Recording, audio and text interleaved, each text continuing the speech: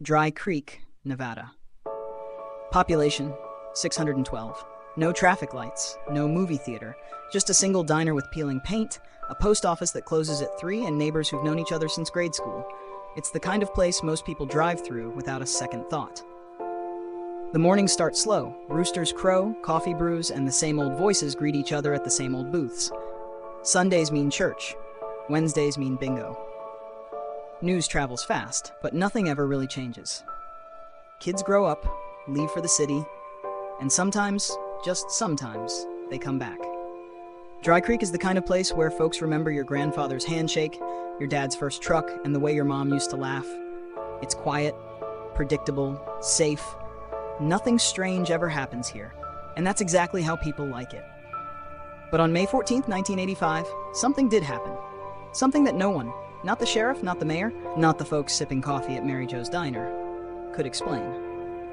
And though the years have passed, the town has never quite been the same. Ask the right people and they'll tell you. There was a day, not so long ago, when time itself stood still.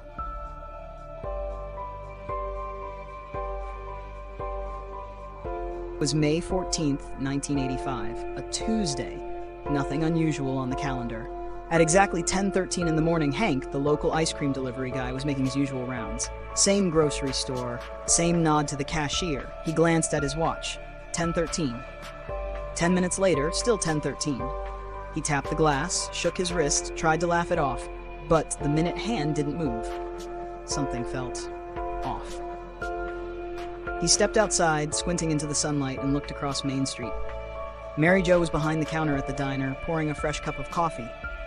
But the coffee, it was just hanging there, midair. A rich brown stream, frozen like a photograph, no splash, no drip, just paused.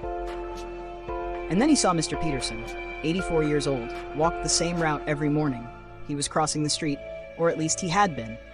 Now he was suspended, mid-step, one foot in the air, eyes open, not blinking, not breathing, still as stone. Hank didn't know it yet, but he was one of only a few in Dry Creek who could still move. And time wasn't going anywhere. But not everyone was frozen. Roughly 20 townsfolk, maybe a few more, could still walk, breathe.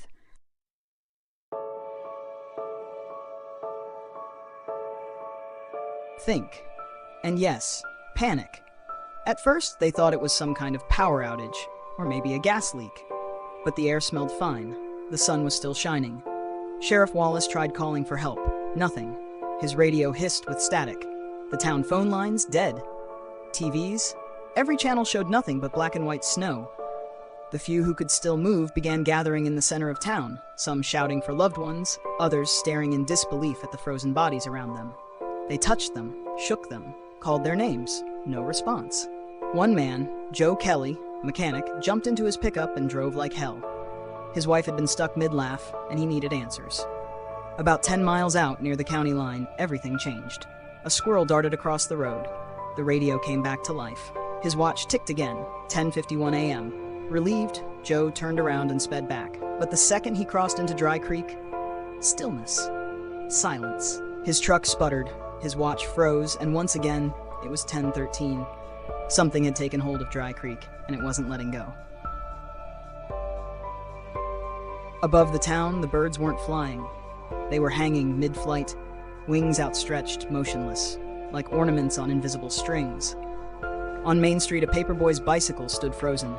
Front wheel lifted off the curb, balanced perfectly in the air. The boy himself, mid-pedal, mouth open in a shout that never finished. And the town's old clock tower, silent, its hands locked in place. 10:13. As if the entire town had agreed. This was as far as time would go. Then came the sound. Low, almost too soft to notice. A hum, metallic, electric. Like 1,000 wires vibrating in unison. It wasn't coming from the sky, it wasn't from the town. It came from the hills. A small group followed it. No one spoke, they just moved as if drawn. Past the diner, past the church, up the dirt trail into the trees.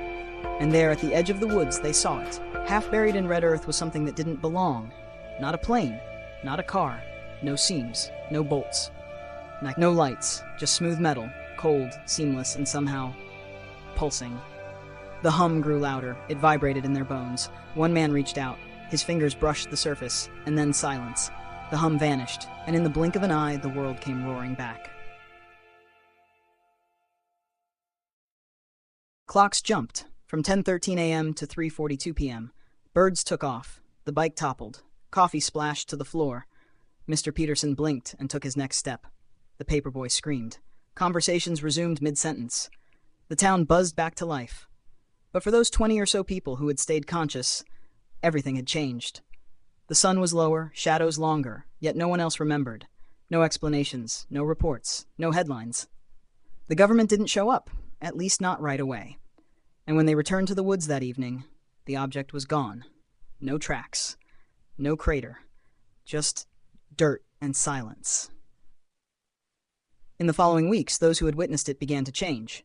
Subtle at first, then not so subtle. They started having dreams. A giant clock in the sky, ticking once, then freezing, and voices, distant, muffled, speaking backwards. But always, the number, 1013, spoken, written, etched in bathroom mirrors, drawn into the steam of morning showers. One woman, a school teacher, claimed she aged a year overnight. Her hair turned gray at the roots. Her joints ached like she was decades older. Another man developed a ringing in his ears, a high-pitched screech. Doctors couldn't explain it, couldn't stop it. It never left.